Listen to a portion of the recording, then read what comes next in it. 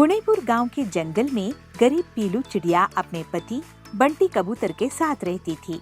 वो अपना एक छोटा सा नाश्ते का ठेला लगाती थी। वो बहुत गरीब थी और बंटी मोटर कार रिपेयरिंग का काम करता था। पीलू और बंटी गणेश जी के बहुत बड़े भक्त थे। गरीब होने के बावजूद पीलू हमेशा गणेश जी को शुद्ध घी के लाडू और ताजे फल भोग लगाती थी। एक दिन बंटी का एक्सीडेंट हो जाता है, उसके हाथ टूट जाते हैं। देखो पीलू, इतनी गरीबी में और ये मुसीबत आ गई है। आप दुखी मत होइए जी, गणेश जी सब ठीक कर देंगे। ऐसा कहकर पीलू पैसे कमाने के लिए बबलू की जगह मोटर गाड़ी रिपेयरिंग शुरू कर देती है, लेकिन उससे वो अपने काम से आकर गणेश जी को भोग लगाया करती थी और उनकी पूजा करती थी। उसके बाद नाश्ता बेचा करती थी। एक दिन पीलू जब मोटर गाड़ी का काम करने के लिए गई तो उसके मालिक ने उसे काम से निकाल दिया। पीलू, अब से मुझे तुम्हारे काम की जरूरत नहीं है। मैं ऑटोमेटिक मशीन खरीद लाया हूँ, अब तुम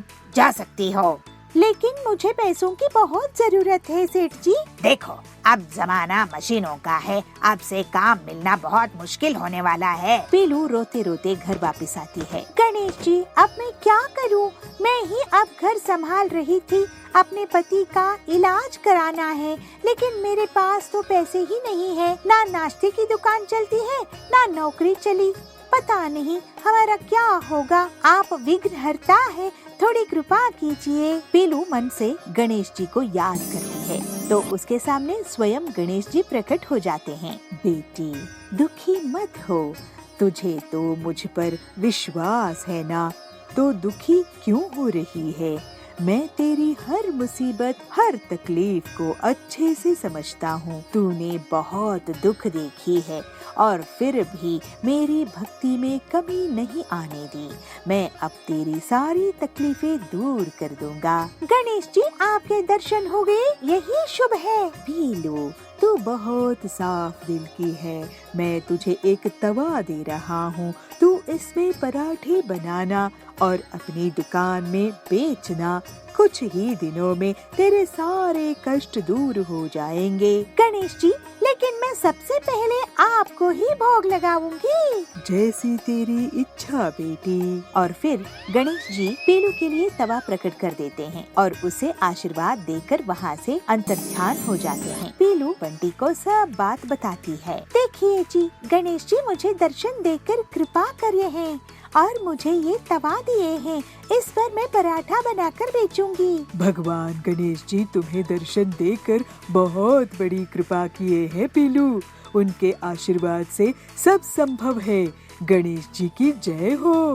पीलू हर दिन सबसे पहले पराठा गणेश जी को भोग लगाती थी। पीलू के पराठे जल्दी ही पूरे जंगल में प्रसिद्ध हो जाते हैं। तो बबली दुकान में आती है। वाह पीलू, वाह, तुम्हारे हाथ के पराठे तो बहुत ही टेस्टी है। मैं तो अब इन्हें हर दिन लेकर जाया करूँगी। बबली जी, आपकी तारीफ के लिए शुक्रिया। ये सब तो गणेश जी की कृपा से हुई है। मैं आपको हर दिन गर्मा गर्म पराठे बना कर दूंगी। तो सुंदरी आती है। इतने सस्ते और स्वादिष्ट वैरायटी के पराठे, वो भी इतनी हाई क्वालिटी के।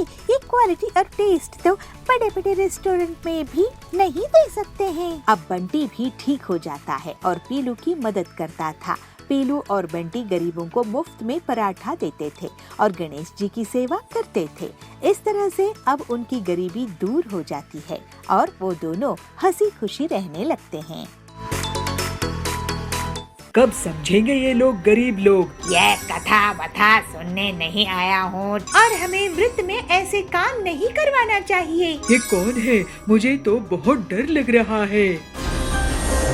सुंदरनगर गांव के जंगल में कड़क सेठ बहुत ताकतवर जमींदार था। वो और उसका दोस्त जाबाज चील गरीब मजदूरों से अपने खेत के काम करवाते थे, लेकिन मजदूरी के लिए पैसे नहीं देते थे। इस वजह से मजदूर बहुत दुखी रहते थे। उन मजदूरों में दुर्गा भक्त पीलू भी थी। पीलू बहुत ही दयालु थी और मजबूरी में मजदूरी करती थी। ऐसे ही नवरात्रि के समय एक दिन कड़क पूछता है, अरे ये मजदूर क्यों नहीं आए? मेरा नुकसान हो रहा है। खेती का काम बहुत महंगा होता है। कब समझेंगे ये लोग गरीब लोग? तो जाबाज कहता है, अरे कड़क भाई, ये पीलू है ना, इसने सबको नवरात्रि का व्रत करने के लिए कह रखी है, इसी वजह से ये सब कमजोर हो गए हैं। पीलू को पकड़ कर ले आओ और उसी से पूरी मजदूरी करवाऊंगा। उसका जो भी साथ दे उसे भी भूखे पेट मजदूरी करवाएंगे। बड़े आए दुर्गा भक्त। तो जाबाज कहता है ठीक है भाई। फिर कुछ ही देर में जाबाज पीलू के घर में पहुंच जाता है। वहाँ पर पीलू सबको दुर्गा जी की कथा सुना रही थी। ये देखकर जाबाज बहुत गुस्से में आ जाता है। उसको देखकर बहुत से मजदूर पक्षी वहाँ से भाग जाते हैं। आइए जाबाज जी, आप भी कथा सुन लीजिए। तो जाबाज कहता है ये कथा वथा सुनने नहीं आया हूँ, चलो मजदूरी करने। लेकिन आज तो नवरात्रि का व्रत है, आज दुर्गा जी की कथा सुननी चाहिए। तो सुंदरी कहती है हाँ, हम पीलू के साथ है। तो बंटी कहता है एक दिन भी हमें आप चैन से नहीं रहने देते हैं। पीलू कितनी बड़ी भक्त है, आप उसे कम से कम छोड़ दो। तो जाबाज कहता है अब तो तुम दोनों को भी मैं इस पीलू के साथ लेकर जाऊंगा। कड़क भाई, ये तीनों को लेकर आया हूँ। ये पीलू बहुत बड़ी बदमाश है, कह रही थी कि देवी की भक्ति करनी है, मजदूरी नहीं। तो कड़क कहता है अब इसको डबल मजदूरी करनी पड़ेगी। ऐसे कड़क उनसे दिन रात काम करवाता गया, लेकिन व्रत होने की वजह से वो लोग कुछ नहीं खाए थे और कमजोर पड़ने लगे। तो पीलू कहती है कड़क सेठ जी, हम मजदूरी कर रहे हैं जिससे आपकी शानो शौकत है। आपको भी हमें मेहनत के पैसे देने चाहिए और हमें व्रत में ऐसे काम नहीं करवाना चाहिए। इन दोनों को कुछ फल तो दीजिए। तो कड़क कहता है तू जरूरत से ज्यादा बोलती है। तुझे भक्ति करनी है तो मंदिर में क्यों नहीं काम करने लगती है तू? तो जाबाज कहता है सही बात है, तुझे पैसे नहीं मिलेंगे, ना ही खाने के लिए कुछ मिलेगा। अब काम कर वरना तेरी हड्डी पसली तोड़ दूंगा। कड़क की धमकी से सब डर जाते हैं। कड़क और जाबाज बहुत ही क्रूर थे। वो सुंदरी और बंटी को कुछ भी खाने को नहीं दे रहे थे। पीलू हिम्मत दिखाती है, हे दुर्गा माँ, आप ही हमारी रक्षक हो, आप ही इन दुष्टों से सुंदरी और बंटी को बचाओ। जो बुरा होना है मेरा हो जाए, क्योंकि मुझे तो बस आपकी भक्ति से मतलब है। ये दोनों मेरे कारण ही फंस गए हैं। पीलू खुद बहुत कमजोर हो चुकी थी, लेकिन वो दुर्गा जी को लगातार याद करती रहती थी। जय माँ अम्बे, जय माँ अम्बे, जय माँ अम्बे। सुंदरी और बंटी बेहोश हो जाते हैं। बड़ी आई भक्त मंडली। कमजोर मजदूर। तभी वहाँ पर बहुत तेज रोशनी होती है। अरे ये क्या लगता है, माँ प्रकट हो रही है। दुर्गा माँ कहती है पीलू बेटी, मैं तुम्हारी भक्ति की परीक्षा ले रही थी। तुम बहुत नेक दिल की हो और मुझे माँ मानती हो।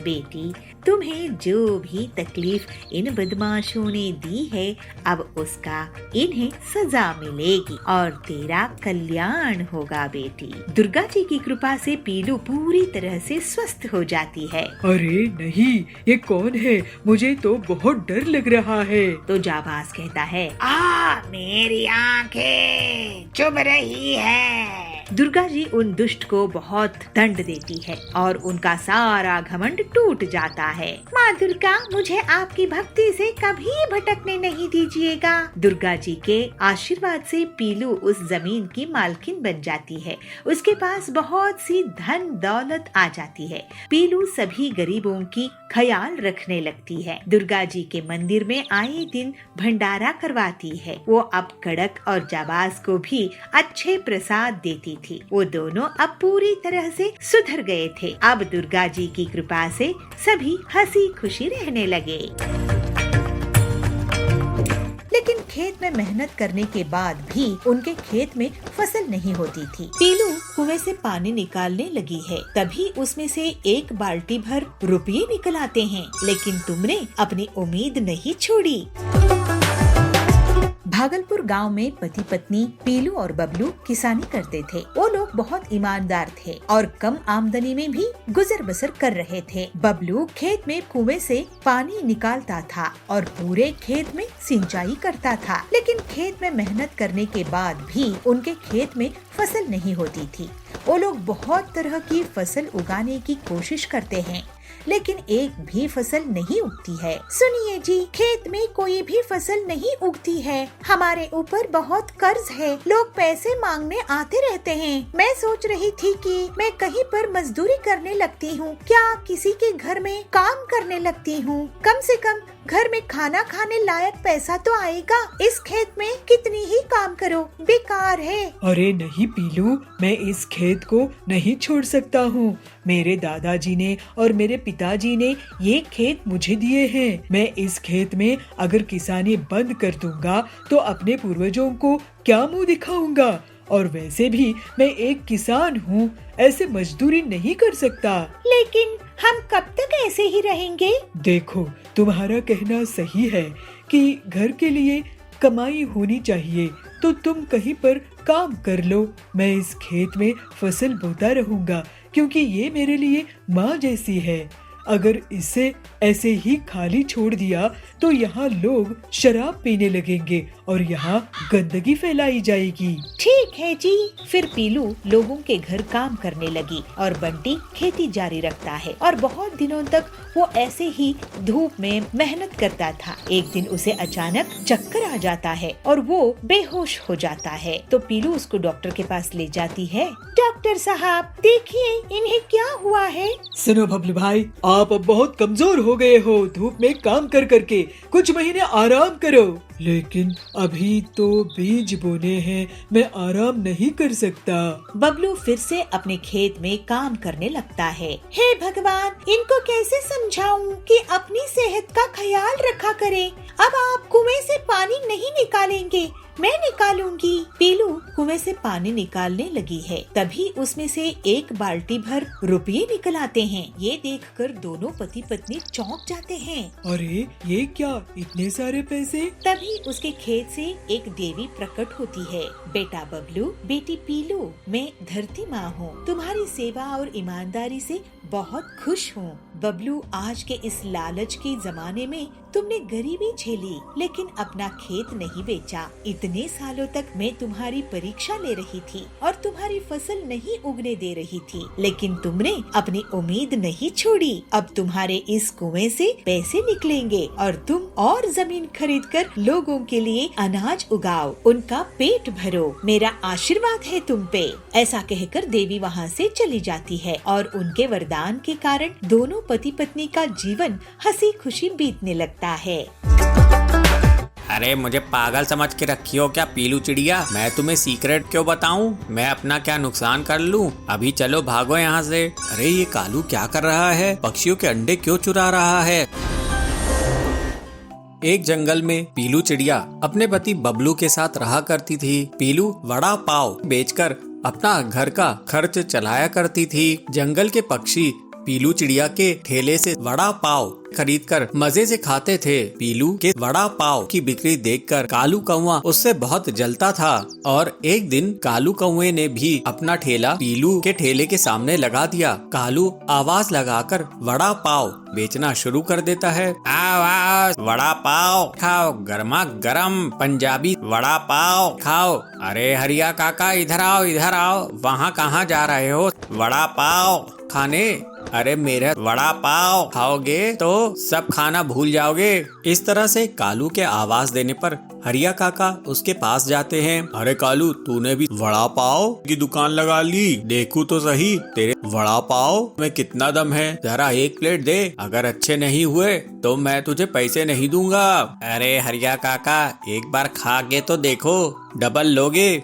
फिर हरी काका कालू के वड़ा पाव खाता है और उसकी बहुत तारीफ करता है। अरे वाह कालू, तूने तो बहुत ही कमाल के वड़ा पाव बनाए हैं। अब से मैं तेरी ही दुकान में आऊंगा। इसके बाद से तो कालू की दुकान निकल ही पड़ी। जो भी पक्षी उसके वड़ा पाव खाता उसकी बहुत तारीफ करता। कालू की दुकान चलने से पीलू को अपने वड़ा पाव बेचने में परेशानी आने लगी। इस तरह कई दिन निकल जाते हैं। पीलू को बहुत नुकसान होता है क्योंकि अब उसके ठेले में कोई भी पक्षी नहीं जाता था। पीलू सोचती है, मैं ऐसा क्या करूं जिससे मेरे ठेले में फिर से भीड़ लगनी शुरू हो जाए, फिर से लोग मेरे वड़ा पाव खाने लग जाएं। मुझे कुछ न कुछ करना ही होगा, नहीं तो मेरी दुकान ही बंद हो जाएगी। ऐसा सोचकर पीलू कालू कौवे के पास जाती है और कालू से कहती है, कालू भैया, आप वड़ा पाव में ऐसा क्या मिलाते हो जिससे सभी आपके यहाँ वड़ा पाव खाने आने लगे हैं। आप भी अगर मुझे सीक्रेट बता दो तो मैं कहीं दूर जाकर वड़ा पाव का ठेला लगा लूंगी, जिससे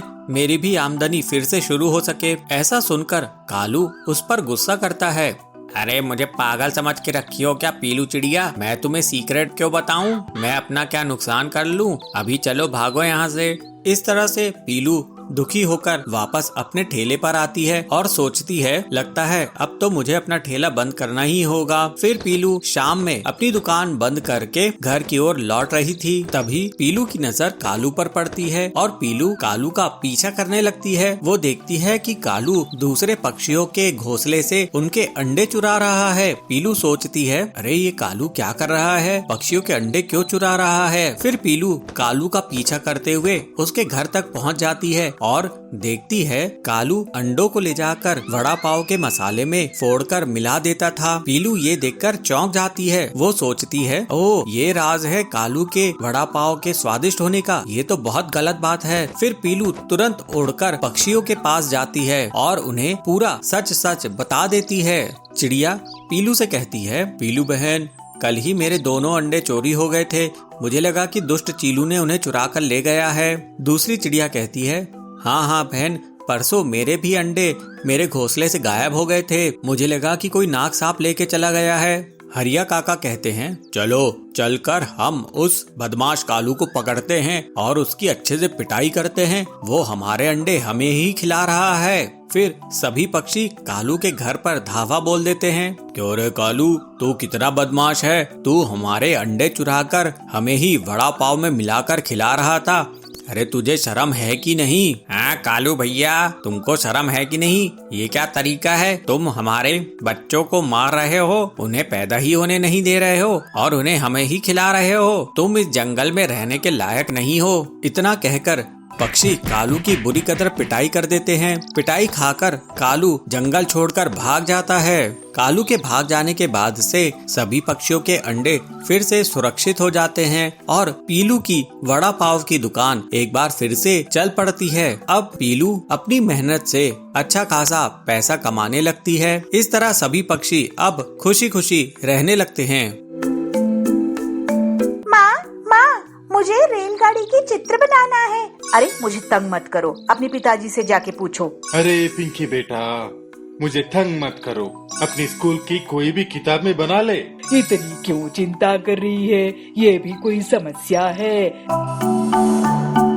एक गांव में पिंकी नाम की लड़की अपने माँ बाप के साथ रहती थी। पिंकी बहुत सयानी थी। जो कुछ देखती थी उसको अपने पेंसिल से अपनी किताबों में चित्र बनाती थी। पिंकी की इस आदत को माँ बाप की प्रोत्साहन भी था। पिंकी कक्षा दूसरी में पढ़ती थी। एक दिन उसने अपनी किताब में रेलगाड़ी देखी। रेलगाड़ी तो बहुत लंबी होती है, उसको कहाँ पर चित्र बनाए, ये पिंकी की समस्या थी। पिंकी घर आई, माँ, मुझे रेलगाड़ी की चित्र बनाना है, मैं कहाँ बनाऊँ? अरे पिंकी, वो क्या बड़ी बात है, अपनी किताब में बनाओ। अरे माँ, आप तो इतना भी नहीं समझती हो, किताब तो छोटी पड़ेगी। अरे मुझे तंग मत करो, अपने पिताजी से जाके पूछो, मैं खाना पका रही हूँ ना। पिताजी, मैं रेलगाड़ी की चित्र बनाना चाहती हूँ, कहाँ बनाऊँ? पिंकी के पिता ऑफिस की हिसाब किताब कर रहे थे तो चिढ़ के बोलते हैं, अरे पिंकी बेटा, मुझे तंग मत करो, जाओ ना, अपनी स्कूल की कोई भी किताब में बना ले।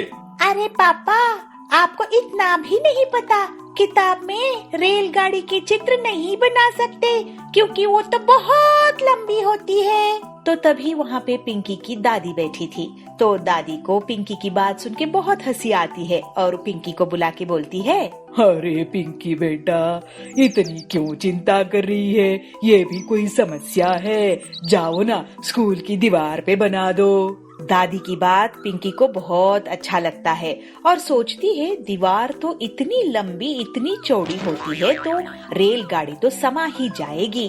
तब पिंकी खा के अपना होमवर्क करके सो जाती है और सुबह पिताजी से कहती है, पिताजी आज ना मुझे कलर चॉकपीस की एक पूरी डब्बा चाहिए।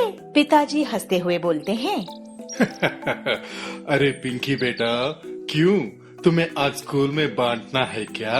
अरे पिताजी नहीं, मुझे रेलगाड़ी की चित्र बनानी है स्कूल की दीवार पर। दिला तो दूंगा, लेकिन घर तक कंप्लेंट नहीं आनी चाहिए, ठीक है? अरे, चित्र बनाने से कोई कंप्लेंट करेंगे? बिल्कुल नहीं आएगी, आप चिंता मत करो। तो पिंकी के पापा उसको कलर पेंसिल की डब्बा दिला देते हैं। पिंकी कूदते नाचते स्कूल पहुंच जाती है। पिंकी अपनी रेलगाड़ी की पहली यात्रा याद करती है जो अपने पापा मम्मी के साथ उसने किया था। पिंकी चौक उठाई और फिर क्या था, दीवार पर रेलगाड़ी का इंजन बना दिया। अरे, इंजन तो बहुत सुंदर बना है, इसको अब डिब्बे जोड़ते हैं। तो फिर दूसरी कलर चौक लेके उसमें पहला डब्बा जोड़ दिया, दूसरा डब्बा जोड़ दिया। ऐसे जुड़ते जुड़ते गए, सारे डिब्बे जुड़ गए। जब अपनी चौक पेंसिल खत्म हुई तो पिंकी उठ के देखती है स्कूल की आधी दीवार पर तो रेलगाड़ी बन चुकी थी और पिंकी की क्लास के सारे बच्चे तालियां बजा के पिंकी की कला को सराह रहे थे। अरे पिंकी, तेरी गाड़ी तो बहुत सुंदर बनी है। पिंकी पिंकी, तुम्हारे रेल में मुझे भी जगह मिलेगी। अरे क्यों नहीं, हम सारे मिलके इस रेलगाड़ी में जाएंगे। फिर क्या हुआ, रेलगाड़ी दिल्ली गई, मुंबई गई, अमेरिका गई, नानी के घर गई और दादाजी के घर भी गई। बच्चों की ख्यालातों में रेल की गाड़ी ऐसे ही लंबे सैर करती रही। तभी क्लास टीचर क्लासरूम में आते हैं और सभी बच्चों की मुस्कुराहट देखते हुए कहते हैं, अरे बच्चों, इतने खुश हो, क्या बात है? तो दौड़ के पिंकी सामने आती है और अपनी बनाई हुई रेलगाड़ी दिखाती है। तब टीचर अपने मन में ये सोचते हैं, बच्चों के मनोबल को बढ़ाई, कल के भविष्य का निर्माण आज से ही होने दे। यह सोच के टीचर ने पिंकी को बिना डांटे बहुत शाबाशी देते हैं और कहते हैं, पिंकी, आपकी ड्राइंग तो बहुत सुंदर है, लेकिन आप दीवार पे प्रैक्टिस करने के बजाय अगर आपके घर में जाके कोई भी कॉपी में प्रैक्टिस कर लेते तो और भी सुंदर निकल आता। सर, मुझे ना ये लगा कि ट्रेन पुस्तक में काफी नहीं होगा। कोई बात नहीं, मैं आपको सिखा दूंगा। इस बात से पिंकी बहुत खुश होती है और टीचर पिंकी की कॉपी में एक अच्छे से सुंदर से रेलगाड़ी बना देते हैं। हे गरीब चिड़िया, तू यहाँ से अपनी दुकान हटा। अब मैं भी गरीब लोगों के लिए पिज्जा बनाऊंगी। पिद्दी चिड़िया, तेरी ये हिम्मत, मैं फिर से तेरी दुकान तोड़ दूंगा। टॉली नगर के जंगल में कड़क सेठ पिज्जा की बड़ी सी दुकान चलाता था। उसी की दुकान के सामने पीलू सस्ता दाल चावल बेचा करती थी। ये बात कड़क को बिल्कुल पसंद नहीं थी। एक गरीब चिड़िया उसकी दुकान के सामने अपनी दुकान लगाए। एक दिन कड़क अपने आदमियों के साथ पीलू के पास जाता है। हे गरीब चिड़िया, तू यहाँ से अपनी दुकान हटा। तेरी गरीब दुकान के कारण मेरे इस शानदार पिज्जा शॉप का शो खराब हो रहा है। कड़क सेठ जी, आपका और मेरा क्या मुकाबला है?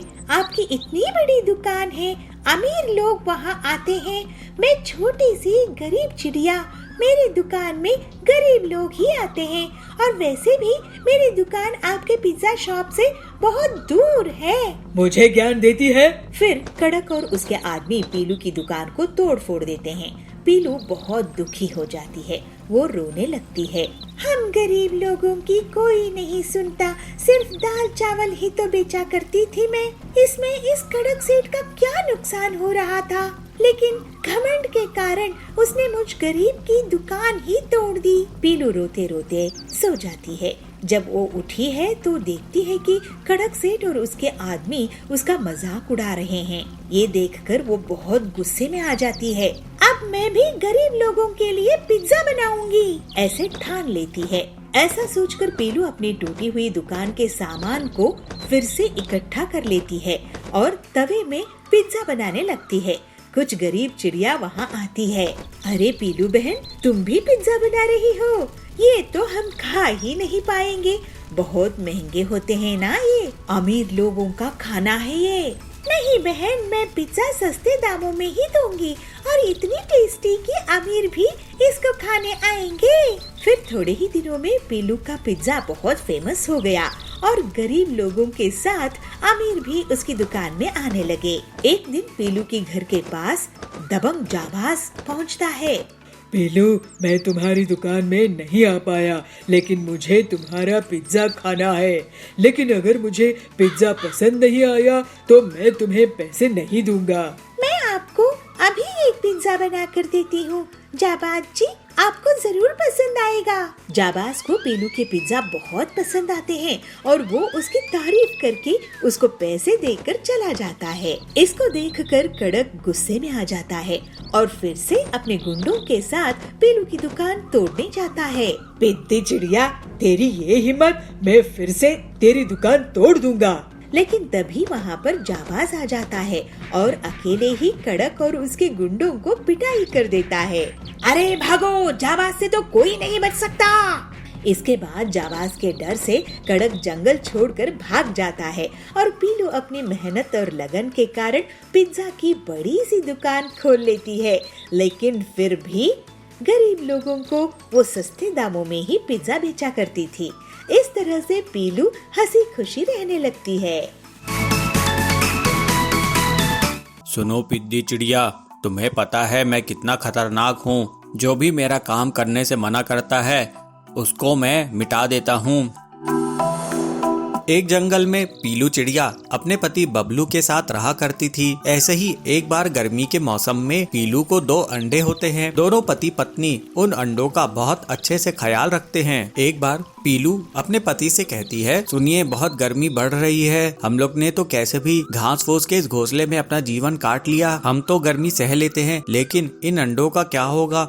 इतनी गर्मी में हमें अपने बच्चों का ख्याल रखना चाहिए। हमारे बच्चों को गर्मी नहीं सताए, इसके लिए हमें कुछ उपाय करना चाहिए। बबलू कहता है, तुम ठीक कह रही हो पीलू, लेकिन मुझे समझ नहीं आ रहा है कि इस बार इतनी गर्मी से बचने के लिए मैं क्या करूं। लेकिन फिर भी मैं कुछ ना कुछ उपाय जरूर करूंगा। तुम चिंता मत करो, लेकिन अगर तुम्हें कुछ ख्याल आए तो मुझे जरूर बताना। इस तरह दोनों गर्मी में अपने बच्चों को लेकर परेशान थे।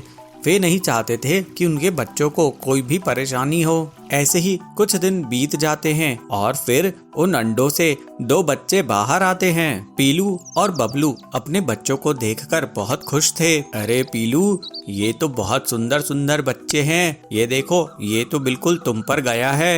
एक बार बबलू भोजन की तलाश में जा रहा था, तभी उसे एक तालाब दिखाई देता है। बबलू वहाँ जाकर थोड़ी देर बैठ जाता है। अरे वाह, यहाँ कितनी अच्छी ठंडी ठंडी हवा चल रही है।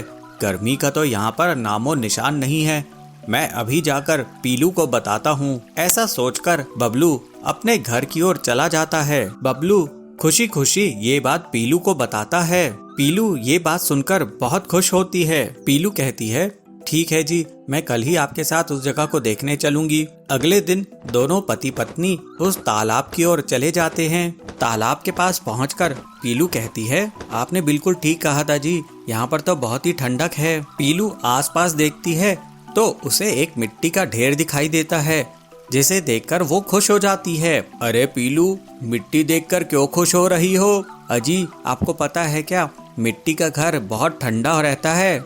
मैं इस मिट्टी से एक मटकी बनाऊंगी जिसके अंदर हम अपना घर बनाएंगे। उसकी बात सुनकर बबलू कहता है, वाह पीलू, तुम्हारे दिमाग का तो जवाब नहीं, ये बहुत अच्छा आइडिया है। फिर दोनों मिलकर मटके का घर बनाते हैं और अपने बच्चों के साथ मिलकर तालाब के किनारे रहने लगते हैं। एक तरफ पीलू अपने परिवार के साथ ठंडे मकान में रह रही थी।